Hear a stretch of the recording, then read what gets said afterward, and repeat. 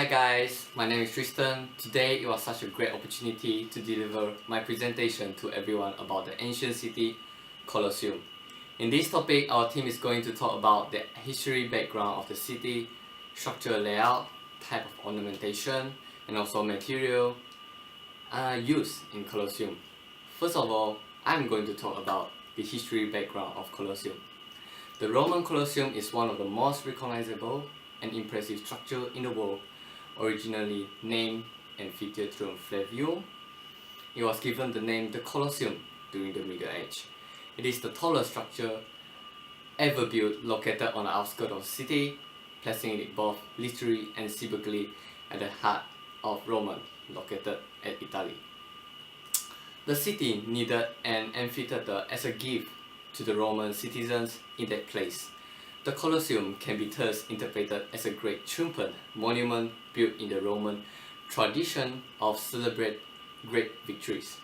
This amazing structure remains standing almost 2,000 years after it was originally constructed. One of the reasons behind the Colosseum appeal is its architectural design, which was both advanced and complex. Flavium is the dynamic name of the Roman Empire who built the Colosseum. The construction began under the Emperor Vespasian in 70 Ancient Dynasty and was completed by his son named Titus, which took nearly 10 years later in 80 Ancient Dynasty.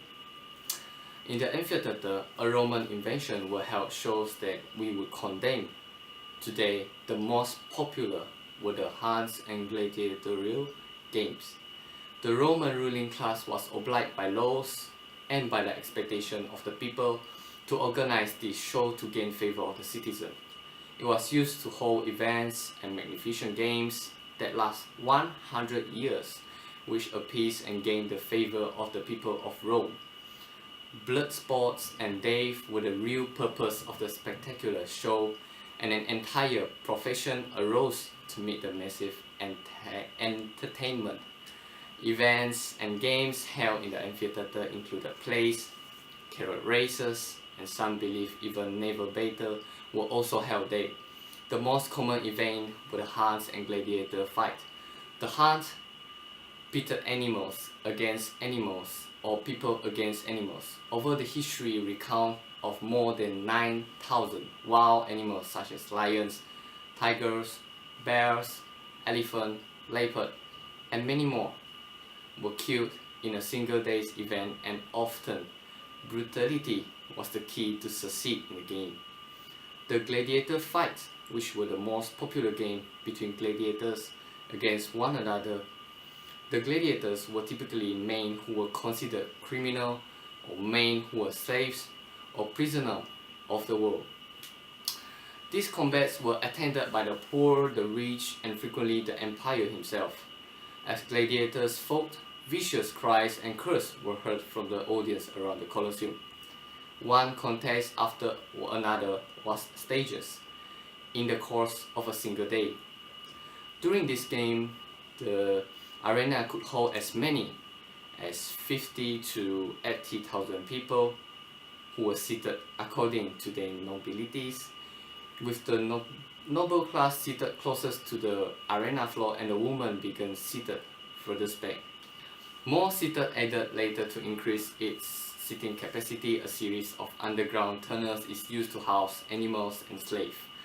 The amphitheater was used for the purpose for some 450 years, with the last event held in the 6th century. The reason caused the event abolished is because the game eventually passed, limiting what expenses could be made to keep costs low. As costs continue to rise and public support is inadequate, gladiators fight gradually vanished during the 5th century. So now, let my friend Adam to continue more about the history of the Colosseum. See you again.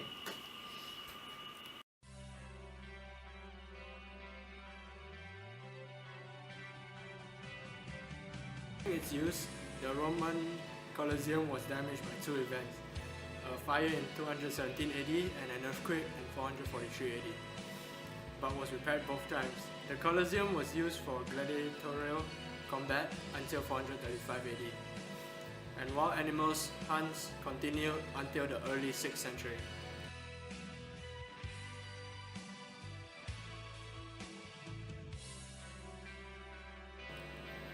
Beyond the 6th century, the Roman Colosseum was abandoned until the craftsmen were allowed to rent some of the spaces underneath and between the many arches. Around the beginning of the 13th century, the Italian Frangipani family took possession of the ancient Roman Colosseum and converted it into a personal castle or fort.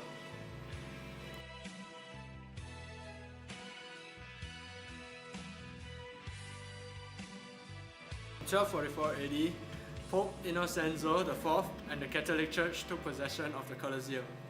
In 1349 AD, there was a massive earthquake that inflicted severe damage, and most of the fallen masonry was used in the construction of the Roman buildings, including the Vatican and the outer walls of Rome.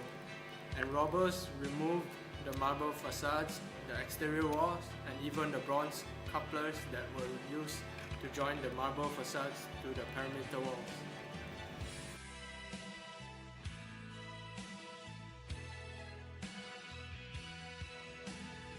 After some schemes that fell through by previous popes, for example a wool factory from Rome's prostitute and even a bull ring, Pope Benedict XIV declared the site a place where Christians had been martyred, even though there is no documentation of this and historians negate this supposition, and thereby consecrated the building to the Passion of Christ and installed the Stations of the Cross.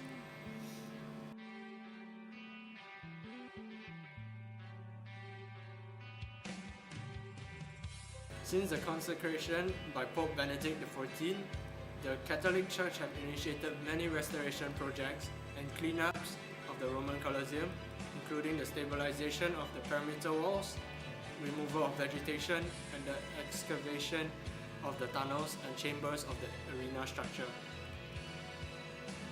The last restoration project was effected between 1993 and 2000. The financing of over 20 million euros was raised by a private bank. Who were the gladiators and where did they come from? There was no shortage of gladiators to perform at the Colosseum.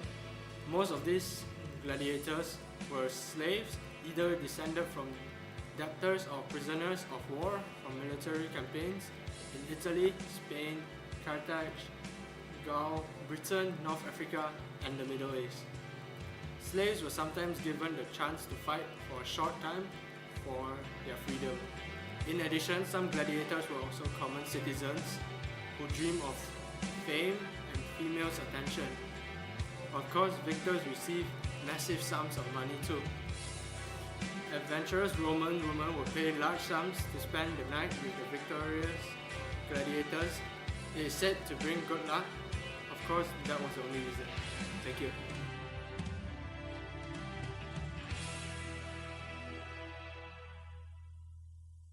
Hello guys, my name is Ding. Today I will go and talk about the layout of Colosseum.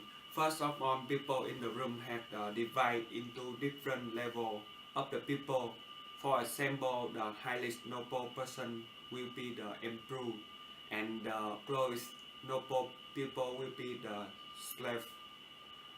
That were sit in a state regiment that reflects the natural form of the Roman society.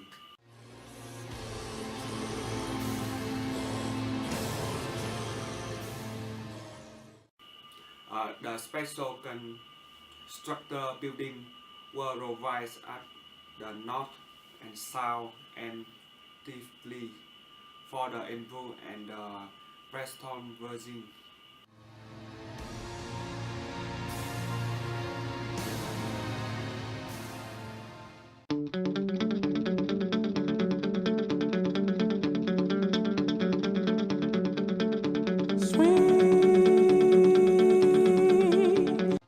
It providing the best view of the arena, which allows the emperor and the Preston Virgin sitting. They have the advantage to get the rich view and the good view of the entire activity going on at the ground. Arranging them at the same level were a huge platform or podium for the senatorial class who were allowed to bring their own chair. The name of some 5th century senator can still be seen carved into the stonework. The tile above the senator known as the minimum primum were occupied the non-senatorial noble class of people. The next level up were originally reserved for the ordinary Roman citizen.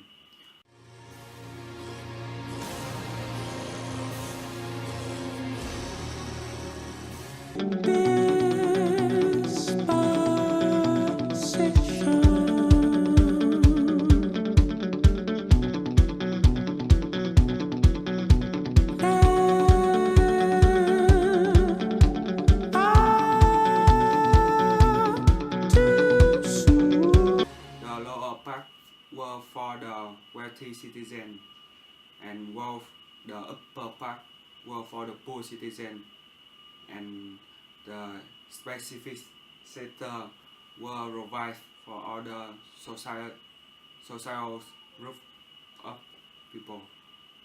Another level in ancient time were at the very top of the building for poor, slave, and women.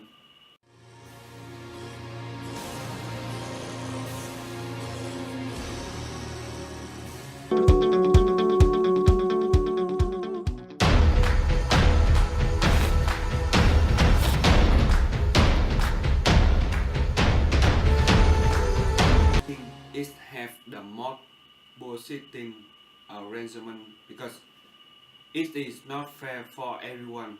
Before there will be just standing on the top that have the most far view from the ground. Immediately the remain of the Ludus Magus, a training school for the gladiator that will connect the Colosseum by an underground passage to allow easy access for the gladiator.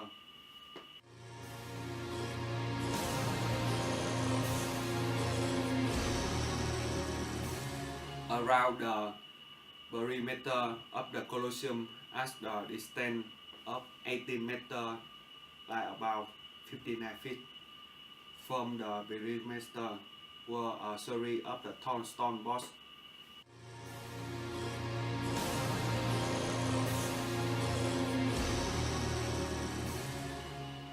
With 5 remaining of the eastern side for the religious. So next, let's my friend Roy to continue to talk about the structure of the Colosseum. So hi guys, my name is Roy and I'm here to talk about the structure of Colosseum. So what is the definition of structure? Structure is the arrangement of parts of a building. So as for the Colosseum is the biggest amphitheater in Rome. It covers 2.5 hectares level ground only for foundation. At first, before they built the Colosseum, the eastern ground is not good because it is on slope. The south is a great temple. The only suitable place to build the Colosseum is the lake. So, how do people build the Colosseum on the lake? Archaeologists discovered that the builders dug the trench of 15 meters wide around the lake, sinking it 6 meters below the lake.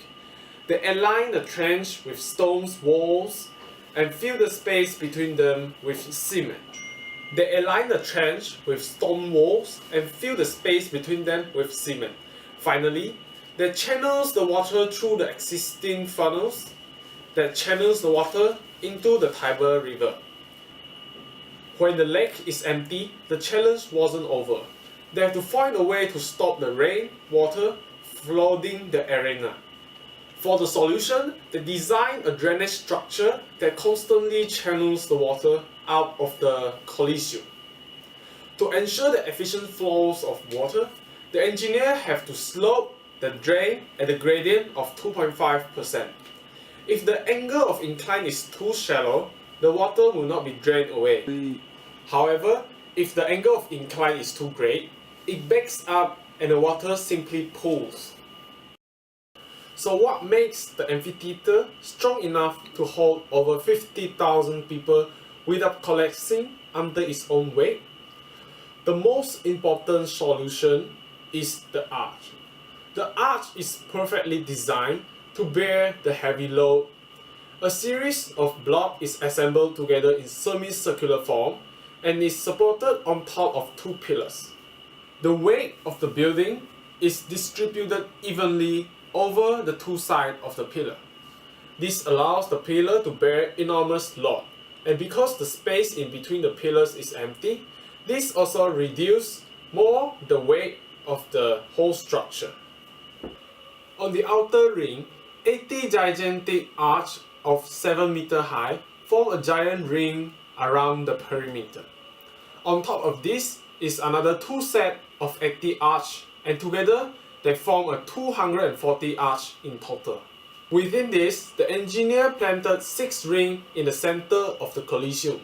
The space within the center of the ring were bound together with rough black of volcanic torture, and this formed the base of the structure of the Colosseum. However, if the structure is entirely made up of stone, the pillar can simply crumble under its own weight. To solve this problem, they use heavy stone arch to support the weight of the structure above. Using the lighter material of brick and concrete, they build the second layer and the third layer of the arch. This is to reduce the weight of the structure and to prevent the structure from collapsing. To ensure that all the audience have a nice view, the seating plan is also very well organized. At first, the slope of the seating is 30 degrees and is risen to 35 degrees at the third tier. In the summer, the temperature will even reach 40 degrees in Rome. As they say, hot mobs are unhappy mobs. To solve this problem, large canvases are used to cover the top of the stadium. Finally is the underground of the Colosseum, the Hyperdome. It serves as the backstage of the arena. There are many cages that keeps the gladiator and the animals under the arena, and they are transported up to the arena using the elevator system. So this is all from me about the structure of the Colosseum building.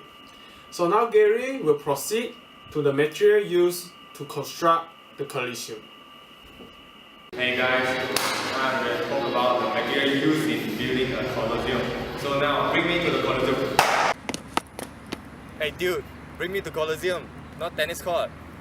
Well, it's okay. So there's 4 main materials that use in Colosseum building. There's travertine, tuff, bricks or tiles, and concrete, which is known as the Roman cement. Wait, do you think it's quite hot here? Can we go there?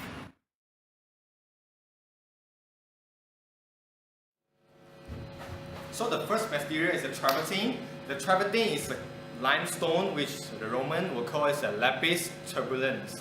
So it's very stiff and it can stand still for 226 kg of pressure, and it's usually like yellow color and slightly yellow. So that's why this monument is like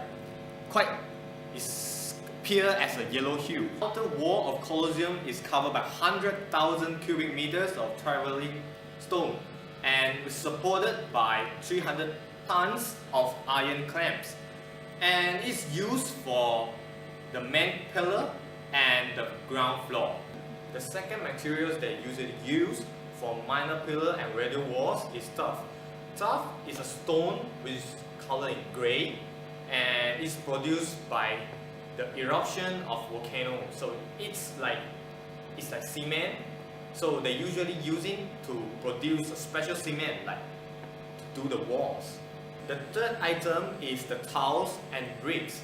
Tiles and bricks is usually produced by the same way as same materials, that is using the clay, water and some sand.